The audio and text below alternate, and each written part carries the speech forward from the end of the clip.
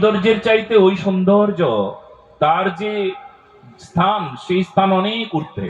তার মানে রচয়িতার কথা এখানে হচ্ছে। রচনার সৌন্দর্য কি? আমি একটা কথা দুবার বলেছিলাম, এইবার বলতে চাই।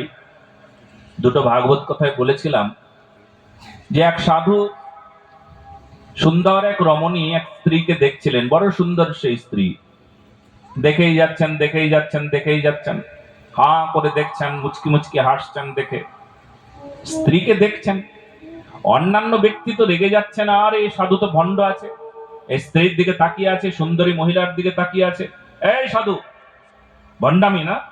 তুমি এই স্ত্রীর দিকে তাকিয়ে আছো কেন? অমন করে দেখছো কেন? হা হা করে দেখছো, অমন করে স্ত্রীর দিকে তাকিয়ে আছো, তুমি সাধু মানুষ, তুমি ভণ্ডামি করো না? সাধু বলছে, হ্যাঁ আমি দেখছি, কথা সত্য, তবে এই স্ত্রীকে দেখছি না। বলে কাকে দেখছো? স্ত্রীর দিকে তাকিয়ে আছো, স্ত্রীকে দেখছো না, কাকে দেখছো? বলে স্ত্রীর দিকে তাকিয়ে আছি, কিন্তু আমি স্ত্রীকে দেখছি না। বলে কাকে দেখছো? বলে আমি দেখছি এত সুন্দর যিনি রচনা করেছেন, তিনি না জানি কত সুন্দর, সেই সৌন্দর্যের দিকে আমি তাকিয়ে আছি। হায় ভগবান আমার, তুমি এত সুন্দর রচনা করতে পারো, কিন্তু তুমি তাহলে কত সুন্দর হবে। যার রচনা এত সুন্দর, না জানি রচয়িতা কত সুন্দর হবেন। তাহলে যেখানে আমার ভগবান নাই, তাকে সুন্দর বলেন না, তারা আত্মারামও বলেন না, আর আপনাদের মতন ভগবত ভক্ত যারা, তারাও বলবেন না। কেন বলবেন না? কারণ তিনি সদা সর্বদা সুন্দর বলেই আমার শ্যাম সুন্দরকে জানেন। তার ইষ্টের মতন সুন্দর এই জগতে আর কেউ নেই, তার গুরুদেবের মতন সুন্দর এই জগতে আর কেউ নেই। আমার গুরুদেবের মতন সুন্দর কে আছে গো? আমার ভগবানের মতন সুন্দর এই জগতে কে আছে গো? হরির নামের মতন সুন্দর এই জগতে কে আছে?